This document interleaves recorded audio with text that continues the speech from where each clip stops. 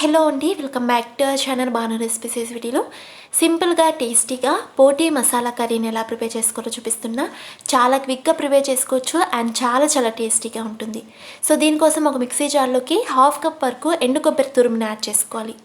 అలానే 2 ఇలాచి, 2 ఇంచుల దాల్చిన చెక్క, 4-5 లవంగాలు వేసుకుని 1/2 టీ స్పూన్ గసగసాలు, అలానే 1/2 టీ స్పూన్ వరకు మిరియాలను యాడ్ చేసుకోండి.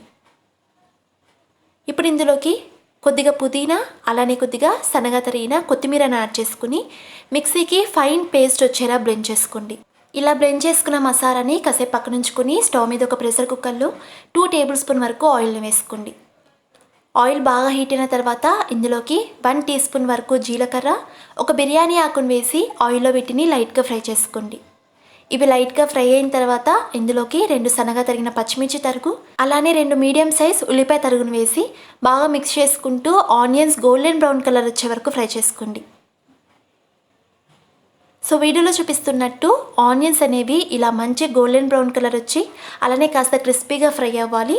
ఇప్పుడు ఇందులోకి 1 టేబుల్ స్పూన్ వరకు అల్లం వెల్లుల్లి పేస్ట్ వేసి పచ్చివాసన పోయే వరకు ఫ్రై చేసుకోండి.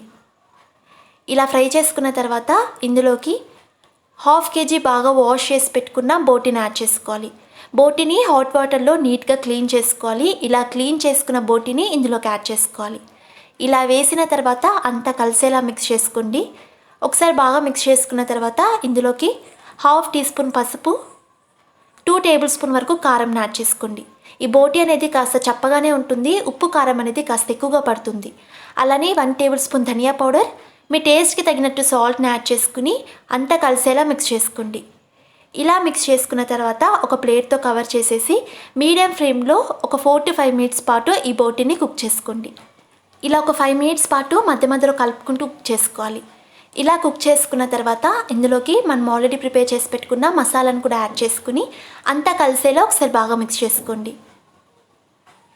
ఇలా మిక్స్ చేసుకున్న తర్వాత ప్లేట్తో మరొకసారి కవర్ చేసేసి మధ్యలో కలుపుకుంటూ ఈ మసాలా అంతా పచ్చివాసన పోయి ఆయిల్ రిలీజ్ అయ్యే వరకు కుక్ చేసుకోండి. ఇలా 5-6 మినిట్స్కి ఈ మసాలా అంతా పచ్చివాసన పోయి ఆయిల్ రిలీజ్ అవ్వడం స్టార్ట్ అవుతుంది. ఇప్పుడు ఇందులోకి మీ కన్సిస్టెన్సీకి తగినట్టు వాటర్ని యాడ్ చేసుకోవాలి.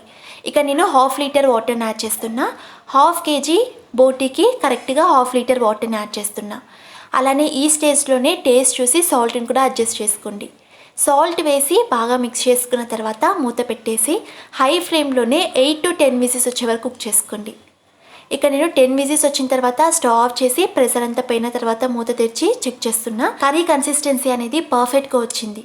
ఒకవేళ మీకు గ్రేవీ కన్సిస్టెన్సీ కాస్త పలుచగా అనిపిస్తే మీడియం ఫ్లేమ్లో మరో 10 మినిట్స్ పాటు కుక్ చేసుకోండి. అలానే సర్వ్ చేసే ముందు కొద్దిగా నిమ్మరసాన్ని వేసుకుని సర్వ్ చేసుకోండి.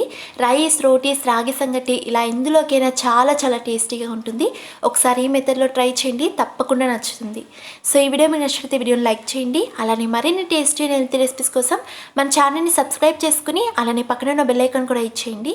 సో నేను పోస్ట్ చేసే ప్రతి వీడియోకి మీ నోటిఫికేషన్ వస్తుంది. And thanks for watching.